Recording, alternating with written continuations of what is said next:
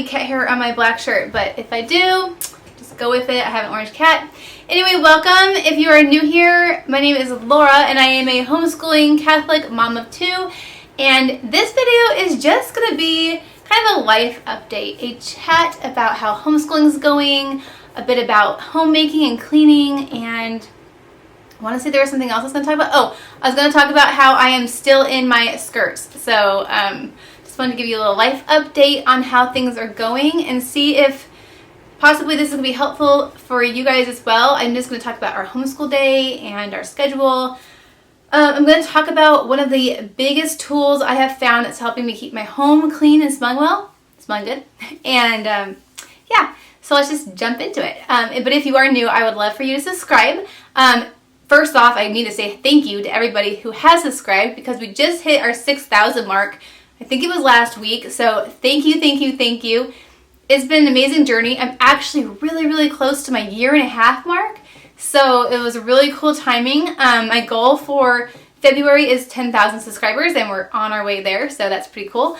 You guys really seem to like when I do traditional Catholic videos, which I will do them, but I'm kind of at a blank about like what to do right now. So I thought I would just kind of do a life update kind of chatty video with you. I know some of you like these. If you don't, that's okay. Stay tuned for whenever I decide to talk about something more hardcore. But today is a little bit lighter. So homeschooling. Okay, so I want to talk. So we're on day 3. Today's Wednesday. And so far, so good. As you guys may or may not know, in the past we've done mostly unschooling. So this is the first year we're using seton for my daughter for 3rd grade. Not the entire 3rd grade curriculum, but I did enroll her so that I got, it was a way better price to enroll. And plus you get the lesson plans, which are key. I'm finding absolutely key. And it's so funny because I have an education degree, but I never did my teacher practicum year because then I went off to get a law degree. So I never did my graduate studies. And so that's when the lesson plan writing would have come in, at least big scale lesson planning. I did a little lesson planning for different classes, but anyway, long story short, I'm really enjoying sitting down, writing out the week, and then just checking my book and checking out. It's been amazing. So if you guys want a detailed video on how I plan, I can totally do that. But mostly I'm taking Seton's, what they say, day 1, week 1, and I am just writing it in for day 1, week 1, and just writing it all out so I can see it, and then adjusting it if we go too fast or if we need to slow down. And then with Neil, I'm using Seton's 1st grade phonics book because he has completely killed his letter sounds. He did not need any review of that. We are up to the lens. He knows what a beginning sound is. He knows what an ending sound is. We're now in so I jumped to the middle of the phonics book. I'm about page 90, I think. And he's at the point where if you've done Seton before, they have these little roller coaster of letters. And so it's like the word pin and you go pin, and he goes pin. So with Chloe, I used 100 Easy Lessons and I tried using it with Neil, and that's a painful book. It worked, but it's painful. And I really hope that book's not one of the reasons that Chloe's kind of has been more of a struggling reader, because I don't know. It's just, that was a rough book to use, but it did work and we had some success with it, but I didn't feel like doing it again. And Neil's more of a natural learner, and so I'm absolutely loving Seton's 1st grade. It's crazy to me that it's their 1st grade book, but that's, again, why you kind of have to just know where your kid is and not necessarily follow the grade level per any curriculum, because it's all going to be very subjective for how they have set it up. And so anyway, I wanted to talk about our homeschool day. So we start at 8:30 and we end at around 11:15. And that has a 30-minute recess because my kids are kindergarten and 3rd grade. This is plenty of school. There are subjects we're not hitting yet because we just started and I didn't want to overload us, especially since we haven't been used to having this protected homeschool time. But so far it's been working out really well. So in the morning at 8:30, we sit down for what I call morning time. And this is when we hit our memory work, our prayer time. We're using the PACE program for character development. We are memorizing, I think I said a poem. We're memorizing a new prayer. We talk about saint of the day. We talk about liturgical season. So if you guys are following me on Instagram and you've seen that board I've put up, that's our morning time. It can take between 15 minutes to 30 minutes. I designate a whole 30 minutes. I also want to fold in science, map work, art into that as well. And so that, when I expand it out, that does take the full 30 minutes. Then the next 30-minute segment is when I work one-on-one with Neil, and Chloe does independent work. So this is something she's not really used to, is having independent work, but luckily Seton has some books that really work well with independent work, and then some that definitely I need to be there with her still at 3rd grade. So she's been loving the vocab book, which is amazing. I didn't even think about incorporating vocab, but it was one of the books they sent, and yeah, I absolutely love their vocab. They're super fun, and especially for, I think, 3rd grade and up, I think vocab's going to be a really enjoyable experience. I don't think it would have been successful last year, but if you know your kids, then that's one thing to think about. Obviously, handwriting is something they can do on their own. And then, what is she doing? She does do her, she did her reading. She does her reading on her own. And then I come back and follow up with the questions. But the reading book from Seton is completely self-contained. She reads a story she read about the Annunciation today, and then she had to answer multiple choice questions, and it's just for comprehension. And she seemed to like it, so that was good. So she did that, and then I work with Neil one-on-one. We do just a few pages or a few, like 10 minutes of phonics, and then we do Alpha, Matthew C. Alpha. And so we're just on chapter 2. I absolutely love Matthew C. because you can speed it up, you can slow it down. It's just phenomenal. I absolutely love Matthew C. I can't say anything negative about Matthew C. We actually stepped away from Matthew C. for a little bit and tried a bunch of other different programs. We tried teaching textbooks, we tried Seton Math, and like I am so happy we're back to Matthew C. I think we'll probably stay here for the rest of our homeschooling journey. I just can't say enough about Matthew C. So we're doing that. So Neil's doing that, and so his number writing is a bit sketchy. And so we also kind of incorporate in some handwriting with numbers. He likes to write things mirrored, which is kind of interesting. So then after that, they get 30 minutes of recess, and so it's like 105 today, but this morning it wasn't there yet. This is when I get a chance to do a little bit of chores, clean up from breakfast if I've been running behind, take a few minutes to pray. Maybe I'll open up that big prayer book I have and pop to the Psalter for the mid-morning prayer. Is it called Terse maybe? I can't remember which one exactly is the mid-morning prayer. But I just take some time for myself, or at least the house, and then we come back together at 10. And from 10 to 11 is when I have time just with Chloe. In that time, we do anything I need to help her with. So if the math is too hard, this is when we do the math together. We do English. I ask her any questions from any of the other books that are needed. I'm trying to think what else we do. There's a few different things we do in this one-on-one time. It's any subject where it's going to be a bit too much for her to tackle on her own. And I have to say, one of the best things about Seton that I'm finding is that I am falling in love with English. I've always loved English, but we haven't done any formal writing program yet. And this Seton's 3rd grade starts off with learning how to write a paragraph, but in this very orderly, wonderful fashion that I didn't even know growing up, but I remember learning how to write a paragraph like this. And it's just lovely, and Chloe is really excited. She's like, oh, I want to keep going. And it's just been really cool to see both of us find this subject that we really like. That was surprising. Normally I thought religion was my favorite subject, but and that just brings me to another thing, is we have supplemented their religion with the Baltimore catechisms, and I did have the New St. Joseph Baltimore Catechism, but then I was doing some reading about how some more, I don't want to say liberal, but you know what I mean, like untraditional Catholic theology may have snuck its way into the New St. Joseph ones.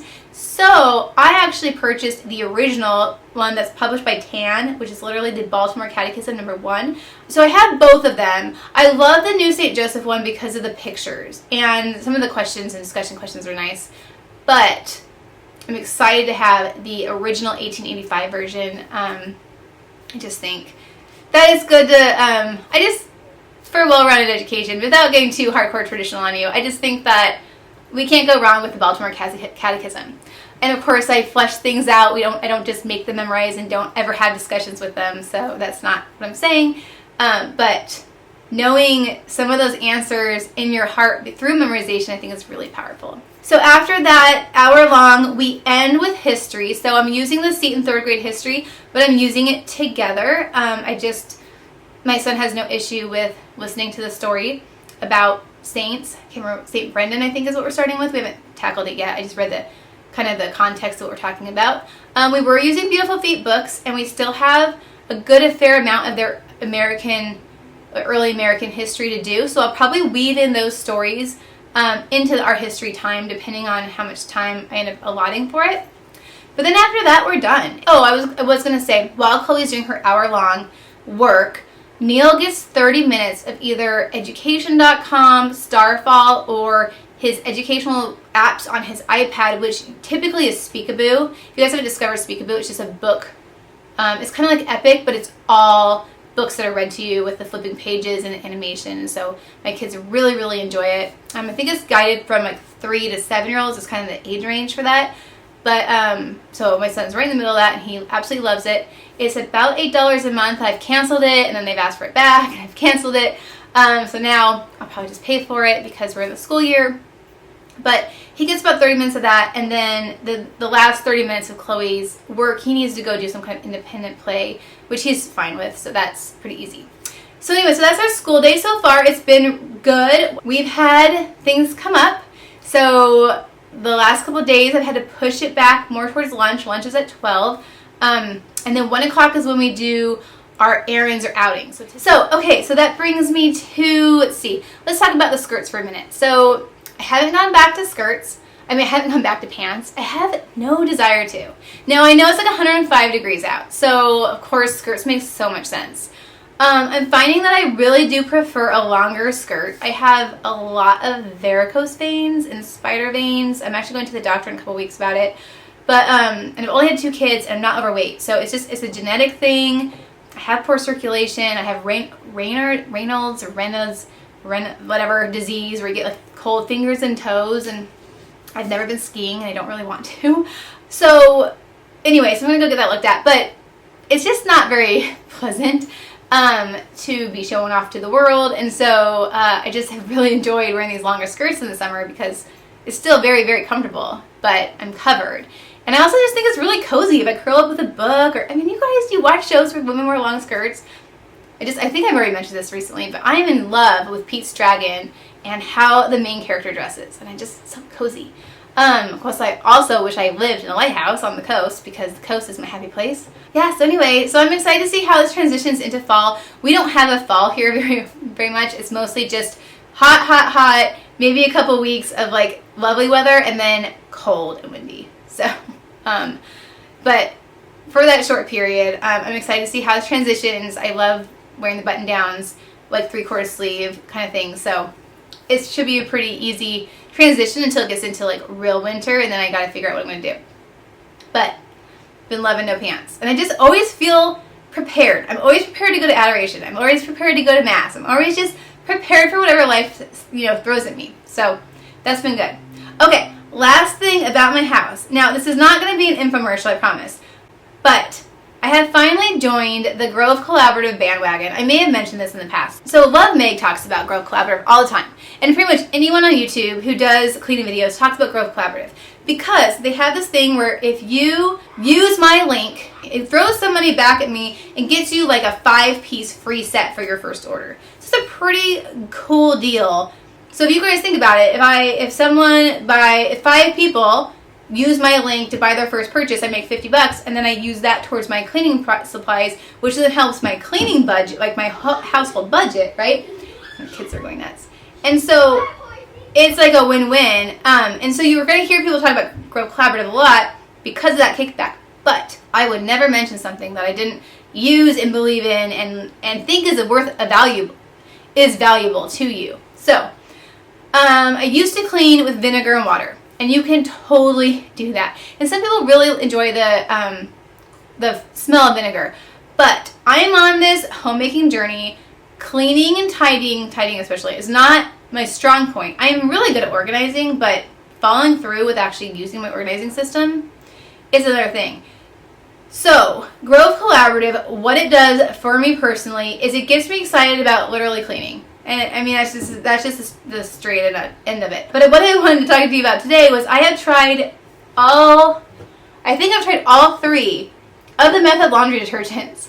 And I actually really love this product. I was using a sensitive skin one, and that was just like an all sensitive skin, I don't know, something cheap, and it was fine. But there's just something about opening up the dryer and it's smelling good.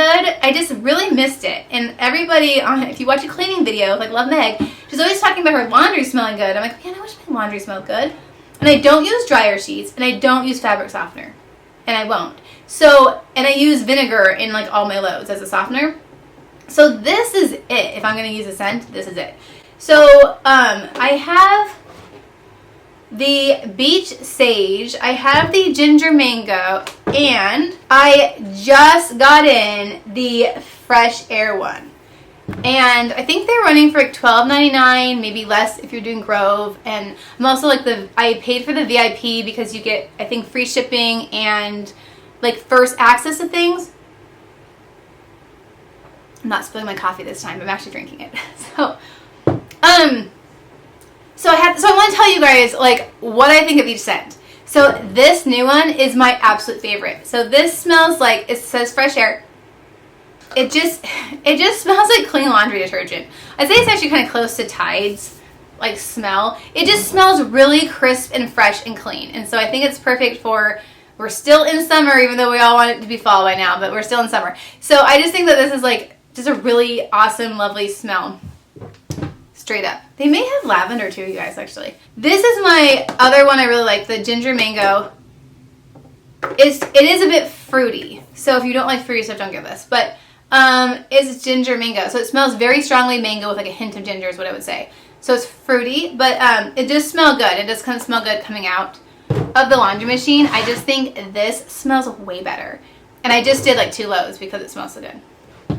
My least favorite, which I'm really sad about, is the beach sage. I just thought, I love the beach. I love anything that's usually beachy is really up my alley in terms of scents, but I don't know. I just don't love it. I just don't love it. And I'm forcing myself to use it. Now that I have this big one, I probably won't.